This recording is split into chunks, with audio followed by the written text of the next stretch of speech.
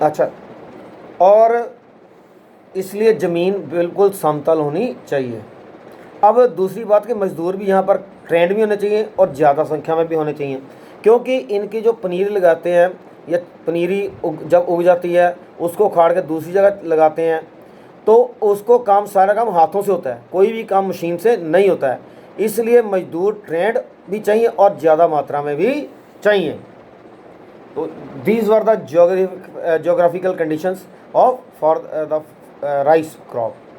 उसके बाद मक्की पैदा करने वाले जो देश हैं संसार में, यूएसए, चीन और ब्राज़ील, यहाँ पर मक्की बहुत होती है। जो यूएसए का एरिया वो सारे इकट्ठा मक्की पैदा होती है ना, जहाँ पर उसे बेल्ट ऑफ मेज़ बोला जाता है, बेल्ट ऑफ मेज़ या मक्की की पेटी या कॉर्न बेल्ट भी बोला जाता है। और जो जानवर गाय भैंस, ठीक है, ये सब मक्की के ऊपर ही पलते हैं वहाँ पर। इसके बाद ब्राज़ील और अर्जेंटीना, इसमें भी मक्की का बहुत उत्पादन होता है।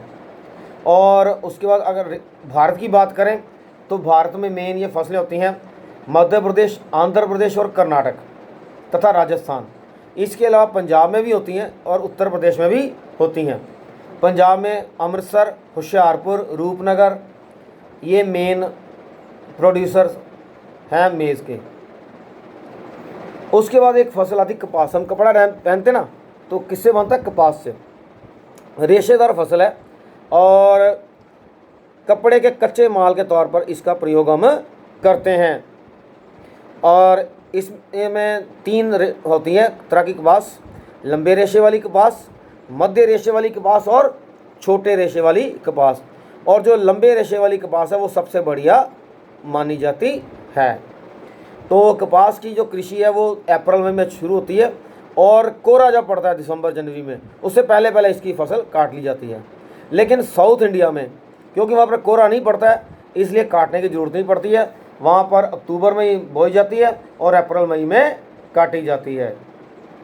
तो लेकिन फसलों को कीड़ों से बचाने के लिए कीटनाशकों का भी प्रयोग किया जाता है। कपास के फूल डोडे चुनने के लिए सस्ते तथा कुशल श्रमिकों की ज़रूरत होती है। संसार में सबसे ज़्यादा जो कॉटन है वो होती है number 1 USA, number 2 Russia, number 3 चीन।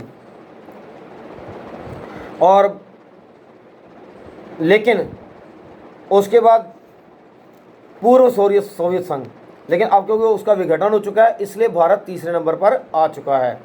इसके अलावा मैक्सिको, मिस्र, सूडान, पाकिस्तान। और मिस्र में लंबे रेशे वाली कपास के लिए पूरी तरह संसार में प्रसिद्ध है। और लेकिन यूएसए में कॉटन की जो एग्रीकल्चर है वो धीरे धीरे कम हो रही है। भारत में जहाँ जहाँ काली मिट्टी है वहाँ पर कपास की कृषि होती है। गुजरात, महाराष्ट्र और तेलंगाना, और इन राज्यों में तो जितनी टोटल इंडिया में कॉटन प्रोड्यूस की जाती है उसका 60% तो इन तीनों स्टेट्स में ही होती है, ठीक है।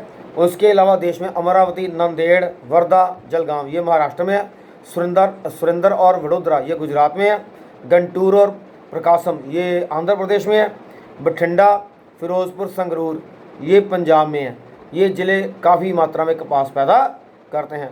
पंजाब में एक नई किस्म का कॉटन का प्रोडक्शन शुरू है, वो है बीटी कॉटन। और पंजाब के मालवा क्षेत्र में जो सतलुज नदी से पूर्व की ओर या दक्षिण की ओर है वहाँ पर इसे वाइट गोल्ड या सफ़ेद सोना भी कहा जाता है। तो इसके अलावा सबको पता है कि जहाँ जहाँ फिर कॉटन इंडस्ट्री है जैसे अहमदाबाद, कानपुर, नागपुर, ठीक है, सूरत, शोलापुर, चेन्नई, तो ये वैसे भी मेन कॉटन टेक्सटाइल इंडस्ट्रीज़ के लिए मेन शहर हैं। तो वैसे मैंने आपको ये ब्रीफ कर दिया। कुछ क्वेश्चन जो मैं आपके शेयर किया आपके साथ, काइंडली उनको लिख लेना और याद भी कर लेना और मेरी वीडियो भी देख लेना, सुनने में अच्छा रहेगा, ठीक है।